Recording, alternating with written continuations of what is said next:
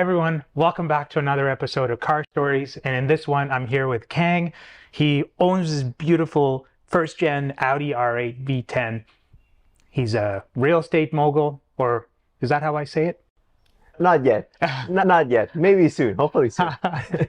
I've got a couple of properties on the lineup, and you're a realtor as well. That's right. Thank you very much for doing an episode with me on this one. Thank you for having me on. Yeah, I just absolutely love this R8. The first gen R8 is one of my favorite R8s, especially in the V10. It's a bit of a unicorn as well, right? Before we dive into Khang's journey to this beautiful R8, let's tease a little bit of the cinematics we did.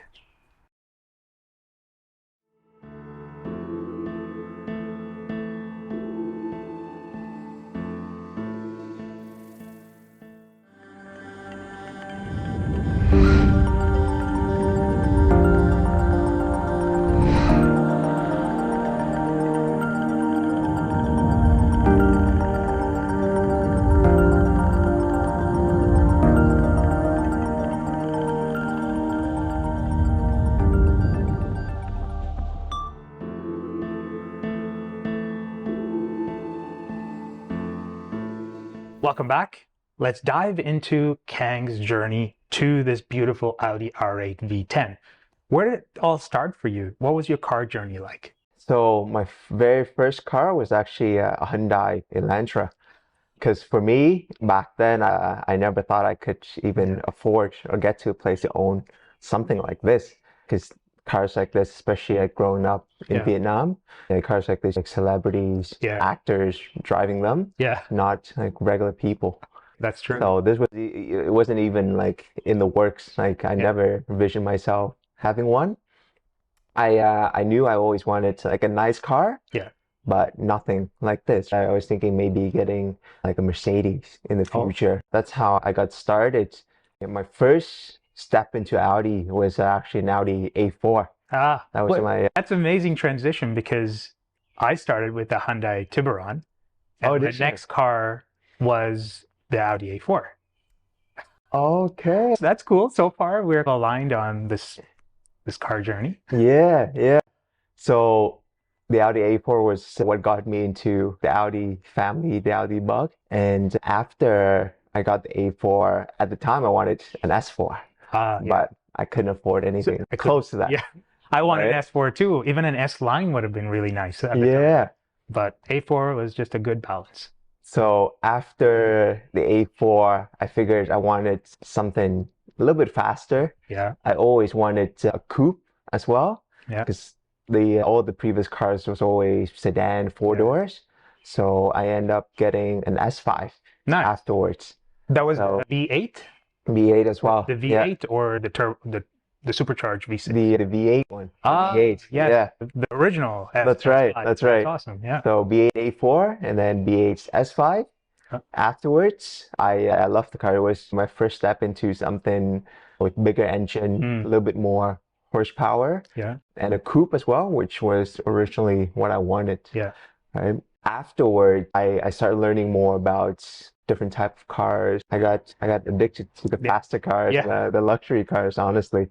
And my goal one day was to have an R8. Nice. But I never thought it would come this soon. Yeah. Honestly. You realized your dreams then. Yeah. So as my career grows, I was able to have the ability to purchase one. Yeah. At the time, it's actually a funny story because I wanted one, but it was just an idea floating around in my head. So I remember this was back in 2020. This was the peak of COVID. Yeah. I was talking to a close friend of mine. I was telling him I was thinking of getting into an R8, just casual conversation. It was just an idea out there. He mentioned to me, I actually have one coming up for sale. Wow. Come check it out. And for me, my thing, I always like to have the spec black and red. Black exterior with red interior. Such a hard paint to keep clean. It is. Black, it's horrible to upkeep, but once it's clean, it looks very good. Yeah, it looks very good. You can see yourself in it. That's right. He says, "Khang, why don't you just come check it out?" He didn't mention to me about the spec I didn't know anything about the car. It's just more come check out the car, see what you think. So when I showed up, it was the exact spec I wanted. It was black and red. I drove it and I love it. I love it. It was just a different experience, right? Like when you're stepping up from an S5, it's just a regular coupe. But I think when you step up to the R8 with the big V10, shares the same chassis as the Lamborghini Gallardo. Yeah. So it's just a different experience. Yeah. It's the same Lambo motor. Is the chassis Lamborghini as well? And then de-skinned or reskinned by Audi? Yeah, that's right. So same motor. Yeah. That's the same 5.2 V10. That's what drew me to it. I knew I didn't want it a V8. I know for sure it has to be a V10. It wasn't my plan to get it that year or even a few years down the line. But I drove it, I fell in love with it, and I said, sold. Yeah. Basically. That's why when I go to dealerships for looking at cars or whatever, I don't drive it if I'm not intending to buy it that day. Yeah. Because driving a car like this, it's instant love. That's amazing. Now, you haven't been exposed to some of the influences of certain groups of people, like Lucas and Eric and others that kind of hound people to go mod your car. What sort of things have you done to this? You haven't been exposed to that, I don't think. You bought this car to where it is at on your own accord. Have you modded this car? A few small things. Yeah. Yeah. So with this car, when I bought it, I was lucky enough where the previous owner had a Akrapovic exhaust on it. The previous owner also did an APR tune. So this one, the stock horsepower is around 525. With a tune, it's around 580 or so. Yeah. So not a big jump. I mean, NA cars, they're hard to squeeze power out of with a tune, right? That's right. That's right. It's not like turbo cars where you can go crazy with it. One tune, you get 200 horsepower. That's right. Yeah. That's right. Actually, after I got the car, I had a vision of what it looked like. There's a few options in mind. I was thinking maybe should I wrap it? Should I keep the original color? That I wasn't sure about, but I know for sure I want to get it lowered and I want to get new wheels for it. So after I got the car, I got some coilovers on the car just to drop the height a little bit. Yes. And I also got a set of wheels for it as well. What kind of suspension was it? The coilover, what brand? It's a BC Racing coilovers. Nice. Yep. And I got a set of ADV1 forged wheels on it. Nice. And what's great is that the wheels is made for a Gen 1 R8. So when you lower it, the fitment is spot on. Yeah. It looks amazing, by the way. I think the coilovers are the right way to do it. A lot of people just do the springs, potentially stressing the stock shocks. And the Audi shocks are known to leak. That's right. Like they have the mag right or whatever, and they tend to leak quite a bit. So the fact that got rid of that, got some really good quality coilovers is just amazing. That's one of the things that pushed me towards coilovers as well. Because I know for the Gen 1 R8, it's very prone that the shocks tends to leak on this car. Yeah. Like I know that before buying it, so I know that when I get it, coilover. Yeah, that's amazing. Yeah, it looks good. But you talked about it potentially rubbing a little bit as well with the height that you had, and you wanted to go even lower. That's right. That's right. So what I actually did on this car is that it comes with the stock 19-inch. And when I got the 20-inch, obviously the offset, it's a lot more aggressive. Yeah. And the tires are slightly just a touch bigger as well. So I push it outwards to the fender a little bit more. So when you lower the car, if I'm going over any bumps in general, it might hit the fender liner. Yeah, which isn't that bad. Yeah. It's not so bad. For me, as long as it's not hitting the underbody of the car, I'm good with that. That's true. Right. Would you say that this is it for the car? Do you have future vision for what you would do to this car even more, or is this it in terms of mods? Do you know what? I think with this one, before I had some other plans for it, maybe twin turbo, maybe supercharger. Okay, serious business here. Do you know what? I think with this car, for now, I want to keep it as is. Yeah. And maybe get something else that works in addition to it. But I think with this one, I want to keep it. For me, this car is a classic. It's a car, if you can keep it in pristine shape, not overly do it with the tune, with twin turbos and whatnot. I think it's a future classic, or it is already a classic, and it will appreciate in value the longer you hold on to it as well. Granted, the manuals will probably fetch more money, I think, in the used car market in, let's say, 5 years or so. But this being the OG R8 V10, I think there will be some sort of desirability in the future, especially when ICE cars are out and electric cars come in, and these will be sought after. 100%. So I hope you keep it, and I'm glad you didn't wrap it because the black is beautiful. Yeah, I agree with you. It's tough to upkeep, but I'm glad I didn't wrap it as well. I wanted to talk about how you use this car as well. When you got this, when you transitioned from an S5 over to the R8, what was this, an add-on summer-only car, or how do you use this car? When I got this car, I had Lexus as my secondary car. Okay. It's just a daily driver to and from work. When I first got this car, actually, I was super nervous and super scared driving it because I never had anything of this caliber before. A lot of power too. A lot of power. Yeah. And it was quite a big jump from the S5 in power to this. Yeah. So takes me a little bit of getting used to learning how to drive a low car, especially I never had a car this low with this much power. So getting used to the power, getting used to getting over bumps, dips on the road and whatnot.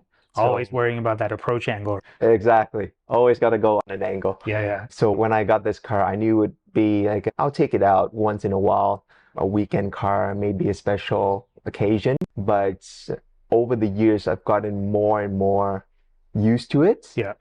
I've taken it on a lot of longer drives. Last year, for example, I took it on a Spade Rally, which is almost 5,000 kilometers. Yeah. And it did great. It's amazing. You also take this on track as well.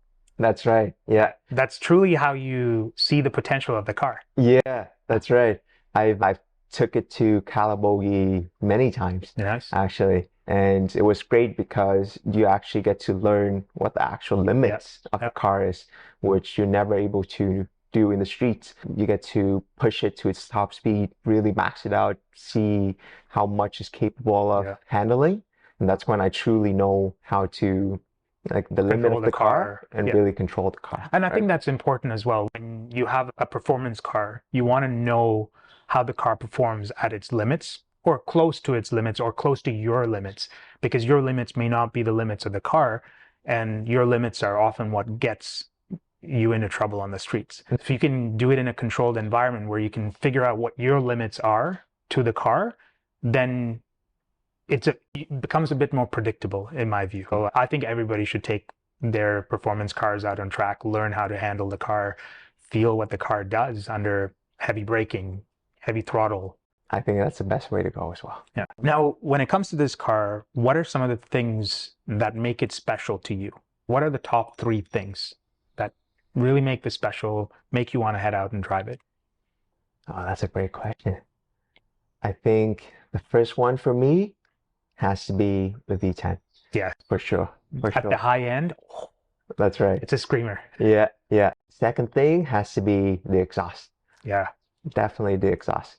Because with these cars, I found the factory exhaust, even though it's a valve, it's very quiet. A bit muted, right? Yeah. You don't really hear the rumble and the tone of a V10. So when you put an aftermarket exhaust on it, I think that's how it should come from the factory. It's all these regulations that cripple what the manufacturers can do, right? And they have to muffle it just so it meets regulation standards and emission standards. And then we take it and we're like, let's put something nicer in. Yeah. Cool. So that was 2 things. Yeah. So I'd say the third thing is probably how daily drivable it is. Yeah, I completely agree. For me, I was really surprised how roomy it is on the inside. You have tons of headroom. Like when I went to Calabogie, I can fit a helmet in it easily. I have a little bit of a cargo space behind the front seats. Yeah. There's no back seats because the engine is there, but I have a small shelf. I can put some stuff. Yeah. You got a frunk? Frunk is pretty decent size. It's a car that it's comfortable when you want it to be, and it's aggressive when you want it to be. So I think with all those things combined, it makes it very daily drivable. Yeah. And you can have your fun when you want it to be. I agree. And I think this is one of Audi's greatest hits. Even the second generation of R8s don't compete with the way this looks and the way it feels and the way it drives. Best product out of Audi, in my view. It's sad that they're going all electric. And get a manual, a perfect recipe in my books. Yeah, that might be a forever car. That's a manual. So then that's probably the question for you then is, and I ask this to everybody as well, is would you consider this a forever car? You know what though? When I first got it, I thought it was. Yeah. Because I never thought I could afford more than this. Yeah. But now as my career grows and I'm exposed to more options, yeah. what's available out there, maybe in the British world or maybe in the Italian world, might be an addition in the future. But for now, I'm keeping this one. Yeah. But it's not a forever car.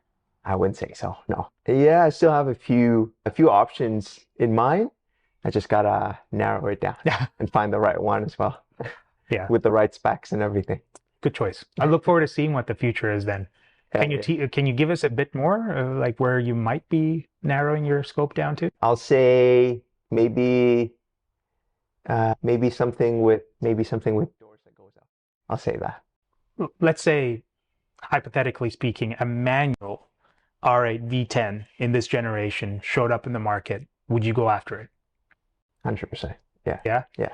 I would for sure go for it. Yeah. And then that becomes your forever car. Maybe, yeah. I'd say so. I'd say so. Yeah. That's awesome. I think you have a beautiful machine right here. One of Audi's best products yet. So I hope you hang on to it for as long as you can. I know it's very tempting in the Ferrari and the McLaren worlds.